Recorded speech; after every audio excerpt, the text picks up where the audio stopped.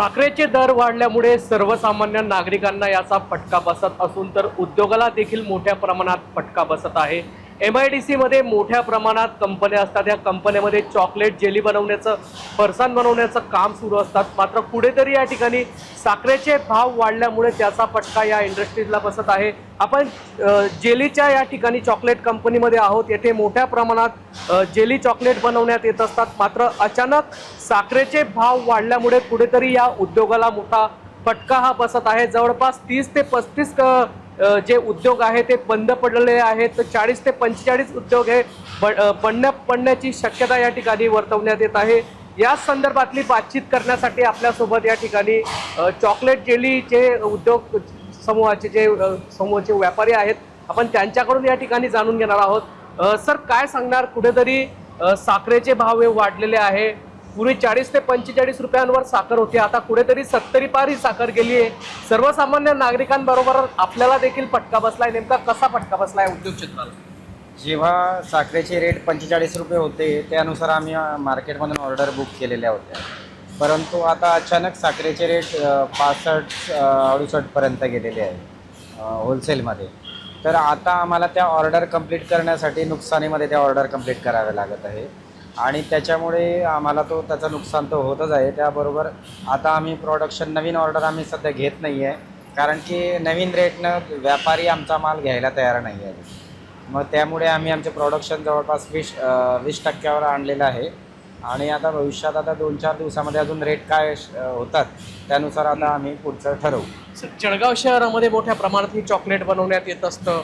या ठिकाणी मोठ्या प्रमाणात कारागीर आपल्याकडे काम करत असतात। मात्र जेव्हापासून साखरेचे भाव वाढलेले आहेत तेव्हापासून काही कारागिरांची संख्या आपण कमी केलेली का? आता आम्ही 20% प्रोडक्शन वर आलेलो आहे, त्याच्यामुळे बऱ्याच लोकांना आता काम नाही येत आहे।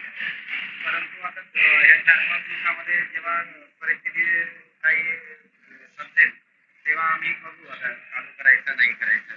आणि फक्त हा जळगावसाठी पूर्ण देशामध्ये हा प्रश्न आहे।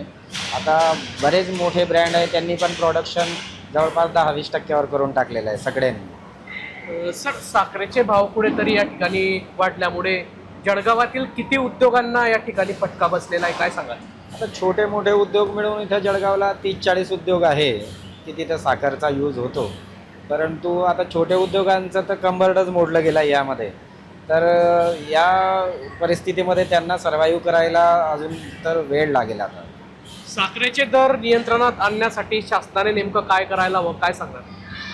साखरेचे दर उद्योजकांना काय आहे की साखरेचे दर स्थिर हवे, कारण की त्यामुळे आम्हाला समस्त मार्केटमधून ऑर्डर घेताना आम्हाला काय रेटने आपल्याला मटेरियल घेतलेलं आहे, आपल्याला काय रेटने द्यायचं आहे हे आपल्याला कळतं। पण अचानक जेव्हा रेट वाढतात तेव्हा नुकसान उद्योजकाचं होतं। जवळपास साखर वाढल्यानंतर आपल्या उद्योगाला जवळपास किती टक्का या ठिकाणी नुकसान पोहोचतं आहे? त्याचप्रमाणे ज्या ऑर्डर असतील, आपण काही नवीन ऑर्डर घेत आहेत का, काय सांगणार? नाही, सध्या आम्ही नवीन ऑर्डर नाही घेत आहे, कारण की नवीन रेटने कोणी ग्राहक तयार नाही आहे माल घ्यायला। सर, शासनाने नेमक्या आपल्या संदर्भात काय उपाययोजना केल्या पाहिजे हे उद्योगधंदे वाचवण्यासाठी? कारण कुठेतरी अचानक भाव वाढल्यामुळे अनेक जे साखरेवर अवलंबून उद्योग आहे ते कुठेतरी धोक्यात आले, काय सांगणार? साखरेचे उद्योग रेट वाढल्यामुळे काय होतं की आमचे मोल्ड जे असतात ते फिक्स असतात आणि आम्ही त्याचं वेट कमी नाही करू शकत। वेट कमी करायचं असतं तर लाखो रुपयाचे मोल्ड आम्हाला घ्यावे लागतात। तर साखरेचे रेट कमीच असायला हवे आमच्यासाठी। नक्कीच कुठेतरी या ठिकाणी साखरेचे भाव वाढल्यामुळे सर्वसामान्य नागरिकांबरोबरच आता उद्योगाला देखील मोठ्या प्रमाणात या ठिकाणी अडचणीचा सामना करावा लागत आहे। जळगावातील जवळपास 30 ते 35 या ठिकाणी ज्या कंपन्या आहेत त्या कुठेतरी बंद पडलेल्या आहेत। 40 ते 45 कंपन्या बंद पडण्याच्या मार्गावर कुठेतरी सरकारने या ठिकाणी साखरे संदर्भातले ते रेट आहे ते कुठेतरी नियंत्रणात आणले पाहिजे, जेणेकरून हे उद्योगधंदे वाचतील। कुठेतरी या ठिकाणी साखरेचे भाव वाढल्यामुळे उद्योजक देखील मोठ्या चिंतेत सापडलेले आहेत। नेमका शासन आता काय निर्णय घेतं हे पाहणं महत्त्वाचं ठरणार आहे। जुगल पाटील, जय महाराष्ट्र न्यूज, जळगाव।